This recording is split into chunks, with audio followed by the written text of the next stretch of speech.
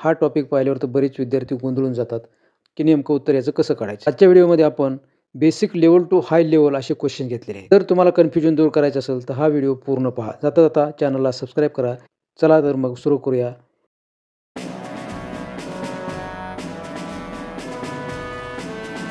Question number 1 पाहू आपण.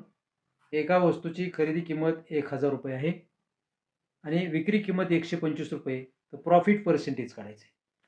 आता हा प्रॉफिट आणि लॉसवरला क्वेश्चन आहे. ह्या व्हिडिओज पूर्ण प्रॉफिट आणि लॉसवर आहे. तर आपल्या इथं प्रॉफिटचं पर्सेंटेज करायचं. तर अगोदर काही फॉर्म्युले एकदम सोपे आहेत, ते 2-3 लक्षात ठेवा तुम्हाला. की पहिला फॉर्म्युला आहे जो प्रॉफिट काढायचा असतो आपल्याला, हा प्रॉफिट त्याला पी लिहितो मी. इज इक्वल टू काय करायचं, एस पी. एस पी म्हणजे सेलिंग प्राईस जे आहे आणि त्याच्यातून वजा करायची कॉस्ट प्राईस. हा एक फॉर्म्युला लक्षात ठेवा. त्याच्यावरून तुमचा प्रॉफिट निघेल. दुसरा आहे प्रॉफिट पर्सेंटेज. जर काढायचं असेल आपल्याला, समजा प्रॉफिट पर्सेंटेज, तर काय करायचं, किती प्रॉफिट झाला आहे तो त्याला डिवाइड करायचं सीपीनं म्हणजे कॉस्ट प्राईजनं, आणि याला 100नं काय करायचं, मल्टिप्लाय करायचं. याच्यावरून तुमचा प्रॉफिट काय निघेल, पर्सेंट निघेल. लॉस काढायचा असेल तर असाच फॉर्म्युला वापरायचा, त्याच्यावरून लॉस सुद्धा निघेल. तर पहा आता, एका वस्तूची खरेदी किंमत आहे ₹100. खरेदी किंमत म्हणजे हे सीपी आली. सीपी किती आहे, ₹100 आहे. विक्री किंमत ₹125 आहे. तर प्रॉफिट पर्सेंट करायचं. विक्री किंमत म्हणजे एस पी ही आहे 125. तर अगोदर आपण काय करणार, प्रॉफिट किती झाला ती काढणार. 125 वजा 100 हा फॉर्म्युला वापरून. तर प्रॉफिट झाला ₹25. मग प्रॉफिट पर्सेंटेज कसा काढायचा, हा प्रॉफिट डिवायडेड बाय सीपी आणि इंटू 100. एकदम सोपं आहे. तर आपल्याला प्रॉफिट पर्सेंट काढायचं. तर पहा इथं प्रॉफिट झालेला किती आहे, ₹25 आहे. 25 डिवायडेड बाय सीपी किती आहे, याचा 100 आहे. हा याला डिवाइड करतो मी 100नं आणि हे मल्टिप्लाय बाय 100. आपल्याला टक्के काढायचे तर म्हणून मल्टिप्लाय 100. हे 100 कट होतील, राहील 25. प्रॉफिट पर्सेंट किती येईल, 25%. ओके. पुढचा पहा आता. हा तर एकदम सोपा आहे, तुम्ही तोंडी सोडू शकता बघा क्वेश्चन. एक वस्तू ₹500 खरेदी केली म्हणजे सीपी झालं. कितीला खरेदी केली ही, ₹500. ओके. व 350ला विक्री केली, एस पी आहे. सेलिंग प्राइस आहे 350. हे 350. तर त्या वस्तूवर किती टक्के नफा किंवा तोटा झाला. आता नफा का तोटा इथंच लक्षात येते तुमच्या. सेलिंग प्राइस आहे 350, विक्री केलेली किंमत कमी आहे कोणापेक्षा, खरेदी केल्यापेक्षा, म्हणून इथं ऑटोमॅटिक काय होईल, तोटा होईल. हा पहा आता, एक वस्तू 20% प्रॉफिट मिळवण्यासाठी ₹1320 विकली तर सीपी किती. ही कॉस्ट प्राइस काढायची तुम्हाला. कॉस्ट प्राइस ही काढायची आहे. वस्तू विकलेली आहे म्हणजे सेलिंग केलेली आहे म्हणून सीपी एस पी लिहितो मी. ही आहे ₹1320. आता वस्तूवर प्रॉफिट पर्सेंट आहे, हा पी पी लिहितो याला शॉर्टमध्ये. प्रॉफिट पर्सेंट हा 20% घेतलेला आहे. कशावर, या सीपीवर. मग समजा गृहीत धरा सीपी, इकडे लिहितो मी एस पी. बघा एकदम सोपं आहे. सीपी गृहीत धरा 100. त्यावेळेस एस पी काय होईल, 20% प्रॉफिट म्हणजे हे एस पी होईल 120. लक्षात आलं असेल. ₹100 खरेदी किंमत, तर विक्री होईल 120. मग खरेदी किंमतच माहीत नाही तुम्हाला, ती गृहीत धरा X आणि विक्री किंमत किती दिलेली त्यांनी, 1320. हे 1320 सरळ तिरपट गुणाकार करा, हे असं. मग 1320 हे 1320 गुणिले हा 100 आणि डिवाइड येईल हे 120 आणि हे बरोबर इथं एक्स. लक्षात आलं असेल, तिरपट गुणाकार. तर हा एक शून्य कट होईल, हा इथं एक शून्य कट होईल. वर राहील 132 आणि पुढे 100 आहे. इथं भाग देतो मी आता बघा. 12 1 12, हे इथं 12 1 12. खाली राहिले एक, वर पुन्हा एक 2 आहे म्हणजे 12 झाला. पुन्हा 12 1 12, 11 झाले. 11 आणि गुणिले 10 इथं वर लिहायला होतं. 11 आणि 10 10 वर दर्शी म्हणजे किती आलं हे, 1100. ओके. किती आली याची सीपी, ₹1100. त्याच्यावर 20% प्रॉफिट घेतला तर ही 1320ला विकला. एका वस्तूवर 20% लॉस, विकली गेली 640ला, तर सीपी काढायचा. इथं सीपी आणि एसपी लिहू आपण दोन्ही अगोदर. तर सीपी माहित नाही तुम्हाला, तर सीपी गृहीत धरू आपण 100. 20% लॉस नाही विकले तर केवढ्याला विकावं लागणार आपल्याला, 80ला. आता सीपी गृहीत धरा एक्स माहित नाही म्हणून, कितीला विकली कितीला आहे, 640ला विक्री केलेली आहे. तिरपट गुणाकार करा सरळ सरळ. हे 640 गुणिले 100 आणि बरोबर आहे, इकडे येईल 80 आणि हे एक्स. म्हणून एक्स बरोबर हे 640 गुणिले 100 आणि डिवायडेड बाय 80. हा इथं मल्टिप्लाय केलेला इकडे काय होईल, डिवाइड होईल. 0 कट होईल, हा एक 0 कट होईल. 8 एक 8, 8 सक 48, 8 7 56, 8 8 64. 8 आला, बरोबर आहे. 8 आणि गुणिले हे 100 म्हणजे 800. किती आली CP? इथे एक्स ठेवलेली किंमत ही आली 800 रुपये. ओके. असा तर प्रॉब्लेम नेहमीच परीक्षेमध्ये विचारत होतो बघा. तुम्हाला येतोय का पहा, एकदा सोडवायचा प्रयत्न करा. मार्क्ड प्राइस आहे 800 रुपये पुस्तकाची. ते पुस्तक 888 ला विकले तर किती टक्के नफा? मार्क्ड प्राइस ही गृहीत धरा आपण CP म्हणू याला, CP. खरेदी केली तुम्ही कितीला?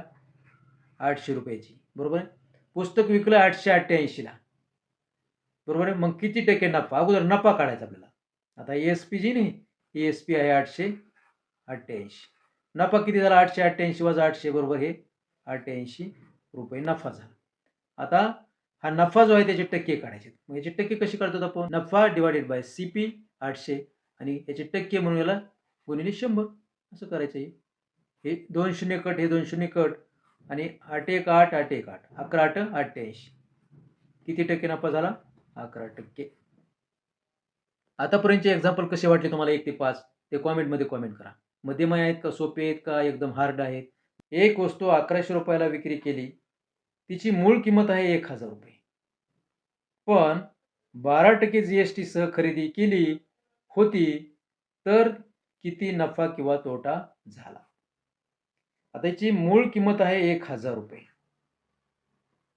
विक्री किंमत जी आहे ही CP गृहीत धरतो सुरुवातीला, पण ही करेक्ट CP नाही. याच्यावर आता 12% आपल्याला GST लावायची. इथंच लावतो मी आता 12% GST बघा, बरोबर आहे. 12% म्हणलं की 12 आणि 10 120 म्हणजे ही वस्तू झाली 1120 रुपये. इथं मी डायरेक्ट काढले 12% म्हणजे 12 गुणिले 12 डिवाइडेड बाय 100 केलं तर 120 रुपये येईल, बरोबर आहे. 12 आणि 10 120 म्हणून 1120 रुपयाची CP झाली. पण विकली कितीला ती? 1100 रुपयाला. 1100 रुपयाला काय केली?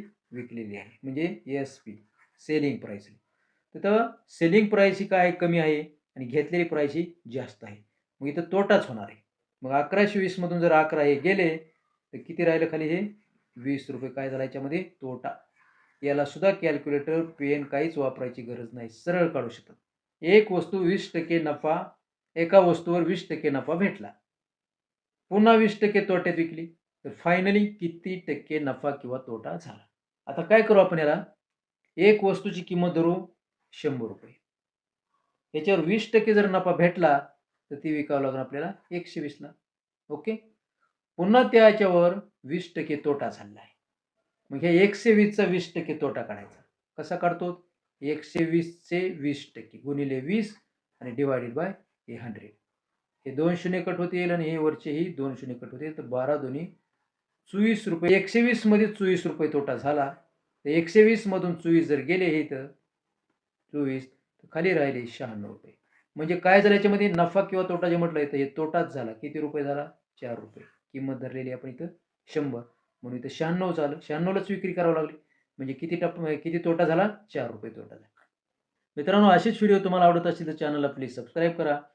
पहा पुढचा प्रॉब्लेम आता. एक टी शर्ट बंडल 1500 रुपयाला खरेदी केली. एक टी शर्ट बंडल आहे, त्याची खरेदी किंमत आहे 1500 रुपये. हे 1500 आणि विक्री केलेला आहे 1650 ला. SP किती आली याची? 1650 रुपये.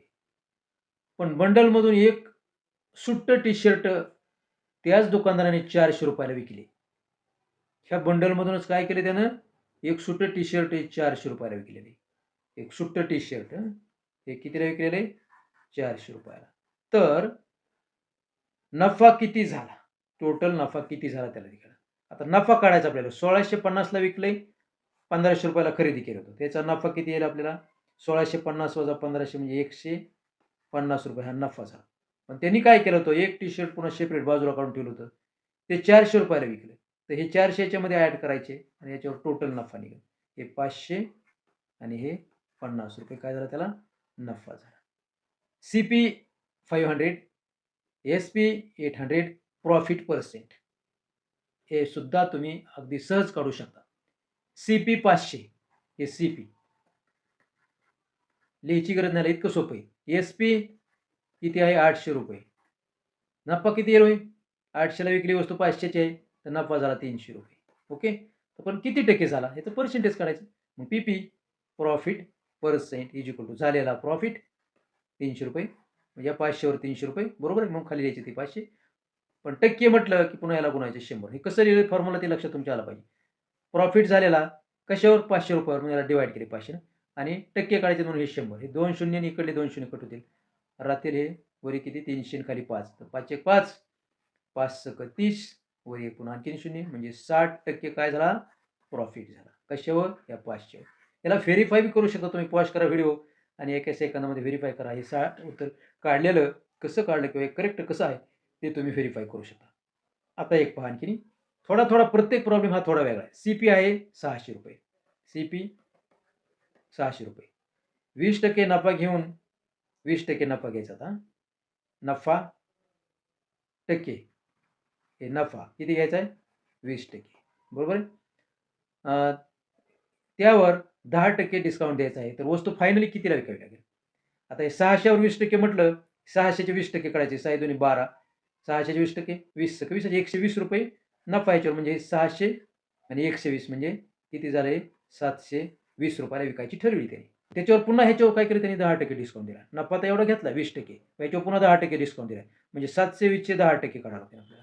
बघा 10% म्हटलं की त्याला मल्टिप्लाय केलं 10 डिवाइड 100 केले. 2 शून्य कट होतील. हा एक शून्य हा एक शून्य. काय आलं हे? 72 आलं. 72 रुपये काय करावं लागेल? पुन्हा डिस्काउंट द्यावं लागेल 720 मध्ये. 720 वजा 72 फायनल किंमत करतो आपण. 10तून 2 खाली राहिले 8. आजचा आला 1 8 झाले. 8 आणि 4 12. आजचा पुन्हा इथे 1 आला. 648 रुपयाला काय करावं लागेल? ती वस्तू विकावी लागेल. ही 600ची फायनली किती विकावं लागेल? 648 रुपये. आता तुमच्यासाठी हा चॅलेंजिंग क्वेश्चन आहे. एका वस्तूची सीपी 500 रुपये, 20% प्रॉफिट आणि नंतर 10% डिस्काउंट दिला तर फायनल एसपी किती? आत्ता वर जो 10 नंबरचा क्वेश्चन आहे ना, सेम तसाच क्वेश्चन. तर या चॅनलवर आपल्याला मॅथ्सचे सर्व प्रकार, पुन्हा जीके त्याचे बी सर्व शॉर्ट क्वेश्चन असतील किंवा लॉंग व्हिडिओ असतील, सर्व प्रकारचे पाहायला भेटतात. तुम्ही जर चॅनलवर नवीन असाल तर चॅनलला प्लीज सबस्क्राईब करा आणि व्हिडिओ हा आवडला असेल तर व्हिडिओला लाईक करा. So thanks for watching.